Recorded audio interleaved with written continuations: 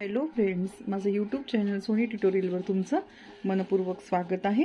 तर चला आज आपण SYBA PSY 216 मी आणि माझे वर्तन या बुक्समधून IMP टॉपिक्स बघू. अभ्यासाला सुरुवात करण्याआधी तुम्ही माझ्या चॅनलवर जर नवीन असणार तर चॅनलला सबस्क्राईब करा. सबस्क्राईब करणे अगदी फ्री आहे. तुम्ही सबस्क्राईब केल्याने मला आणखी व्हिडिओ बनवायला प्रोत्साहन मिळेल आणि तुम्हाला व्हिडिओचे सर्वात आधी नोटिफिकेशन मिळेल. आणि व्हिडिओ जर तुम्हाला आवडला तर लाईक शेअर कमेंट करा. गरजू विद्यार्थ्यांपर्यंत जास्तीत जास्त व्हिडिओ शेअर करा. तर चला आता आपण IMP टॉपिक्स बघू. घटक क्रमांक 6 टक अध्ययन प्रकार. याच्यामध्ये आपण प्रयत्न प्रमाद अध्ययन या विषयावर बोलणार आहोत. हा प्रश्न बरेच वेळेस परीक्षेत आलेला आहे, म्हणून हा IMP प्रश्न आहे. याचा अभ्यास नीट करून जायचा आहे परीक्षेसाठी. पेपर कोरा ठेवायचा नाही, मनाच्या भाषेत आपल्याला उत्तर लिहायचं आहे. प्रमाद अध्ययन. प्रयत्न प्रमाद अध्ययनावर सर्वप्रथम थॉर्नडाईकने काही प्रयोग केलेले आहेत. मांजर, उंदीर, कुत्रा, ससा, मासा इत्यादी प्राण्यावर प्रयोग करून अध्ययनासंबंधी थॉर्नडाईकने महत्त्वपूर्ण सैद्धांतिक विवेचन केले आहे व त्यासाठी कट्टमंजुषा तयार केली. आकृती क्रमांक 6.1 पहा. मानसशास्त्राच्या प्रयोगशाळेत विशेष अध्ययन प्रक्रियेवर विविध मानसशास्त्रांनी विविध प्रकारच्या प्राण्यांवर प्रयोग केले आहेत. तुम्ही आकृती बघू शकता इथे. प्रयोग. एक कूटमंजुषेमध्ये मांजर कोंडून ठेवलेले असते. मांजर उपाशी असते. त्या मांजराला दिसेल अशा ठिकाणी कूटमंजुषेबाहेर अन्न, मांसाचा तुकडा ठेवलेले असते. एक विशिष्ट कळ दाबून कूटमंजुषेतून बाहेर येणे व अन्न पदार्थ हस्तगत करणे हे ध्येय समस्या त्या भुकेल्या मांजरासमोर आहे. मांजर ही समस्या कशी सोडविते व अन्न संपादनाचे ध्येय कसे प्राप्त करते याची नोंद करण्यात येते.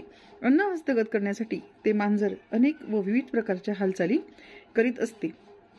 इकडे तिकडे फिरणे, गजाशी झटापट करणे, पंजांनी ओरखडणे इत्यादी कारक हालचाली ते मांजर करते. अशा हालचाली होत असताना अचानक पण मांजराला त्याची जाणीव नसते. ते दार उघडते. मांजर बाहेर पडते व अन्न मिळवते. पण ही समस्या सुटली म्हणून नव्हे, तर योगायोगाने पुन्हा शोधनात्मक हालचाली सुरूच असतात. चुकून दार उघडले जाते. पुन्हा मांजराला कूटमंजुषेत टाकले जाते.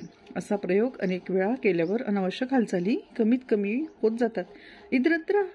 इतरत्र हालचाली न करता फक्त दाराजवळ हालचाली केंद्रित होतात व शेवटी तर कूटमंजुषेत टाकताच मांजर कळ दाबून दार उघडते.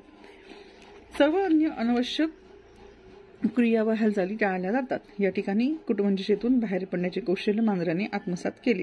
प्रेरणा शमविण्याकरिता बाहेर ठेवलेले अन्न प्राप्त करणे आवश्यक होते. मांजर उपाशी होते. ध्येय समोर होते व ते प्राप्त करणे आवश्यक होते.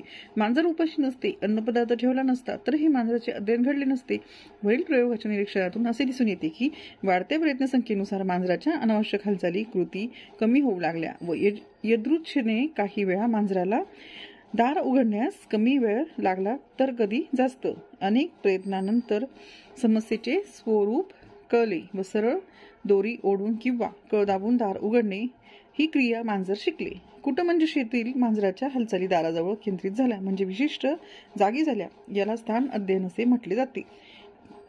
दोरीची वा कळ दाबण्याची जागा बदलली तर ते मांजर तिथे जाऊन कळ दाबते किंवा दोरी ओढते, म्हणजे हे वस्तू अध्ययन झाले. तसेच ती दोरी ओढणे किंवा कळ दाबणे ही कृती कधी दातांनी तर कधी उजव्या किंवा डाव्या पंजांनी केली जाते. याचा अर्थ विशिष्ट प्रकारच्या हालचाली करणे. आरंभस्थान. आकृती क्रमांक 6.2 उंदरासाठी वापरलेला तमिळचा कुट्टव्यू. आता शास्त्रज्ञांनी इथे दुसरं दिलेलं आहे की मांजर शिकले असून वस्तूंच्या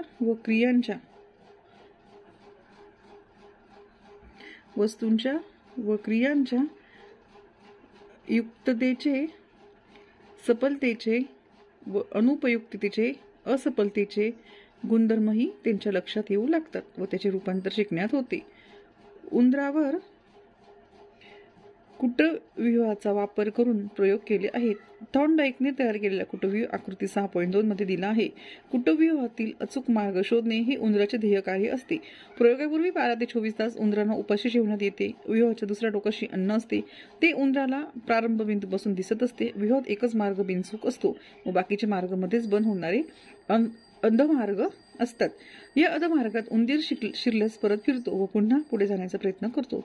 उंदीर या कुटव्यूहातील बिनचूक मार्ग चुकत मापकत शिकतात. उंदीर चुकीच्या अधमार्गात शिरतात, पुन्हा पुन्हा चुका करतात. बरेच प्रयत्नानंतर हळूहळू चुका कमी होत शेवटी बिनचूक मार्ग उंदीर शिकतो व अन्न मिळतो, पारितोषिक प्राप्त करतो. शिकण्याची प्रेरणा अधिक तीव्र होते. एकूण किती प्रयत्न लागलेत व साधारण किती वेळ लागला या गोष्टींची नोंद केली जाते. यापैकी व्यूहाचे काही प्रकार इथे दिले आहेत. आकृती 6.3 व्यूहाचे प्रकार. वरील दोन्ही प्रयोगाचे निष्कर्ष घेता प्रयत्न प्रमाण अध्ययनात खालील गोष्टी असल्याचे दिसून येते.